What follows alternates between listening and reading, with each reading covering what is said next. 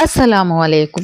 ఉపవాసం ఉండి కూడా మన వాళ్ళు చేసే కొన్ని తప్పుల గురించి నేను ఈరోజు మీతో చెప్పబోతున్నాను. మొదటి తప్పు, మన వాళ్ళు చాలామంది సెహరీ భోజనం చెయ్యరండి. మన ప్రవక్త ముహమ్మద్ సల్లల్లాహు అలైహి వసల్లం వారు చెప్పారు, సెహరీలో బర్కత్ ఉంది కాబట్టి సెహరీ భోజనాన్ని మానవద్దు. రెండోది, ఉపవాసం ఉన్నా కూడా అబద్ధాలు చెప్పడం, అబద్ధ సాక్ష్యాలు చెప్పడం మన వాళ్ళు మానరు. దీని గురించి సహీ బుఖారీ హదీస్‌లో మన ప్రవక్త ముహమ్మద్ సల్లల్లాహు అలైహి వసల్లం వారు చెప్తున్నారు, ఎవరైతే అబద్ధాలు చెప్పడం, చెడ్డ పనులు చేయడం ఆపరో అటువంటి వాళ్ళ యొక్క ఉపవాసాలు నాకు అవసరం లేదు అని చెప్పేసి అల్లాహ్ సుబ్హానహు వ తఆలా చెప్తున్నాడు. మూడో తప్పొచ్చేసి, చాలా మంది ఉపవాసాలు ఉన్నా కూడా గొడవలు పడుతూ ఉంటారు. దీని గురించి సహీ బుఖారీ హదీస్‌లో చెప్పబడింది, ఉపవాసం ఢాలు లాంటిది.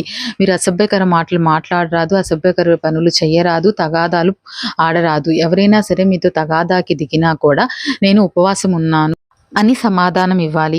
ఇంకో తప్పు, మన వాళ్ళు చేసే మేజర్ మిస్టేక్ ఏంటంటే ఇఫ్తార్ టైంలో చాలా ఫుడ్ తింటూ ఉంటారండి. కడుపు నిండిపోయి తర్వాత నమాజ్ చేయడానికి కూడా వీళ్ళకి వీలు ఉండదు.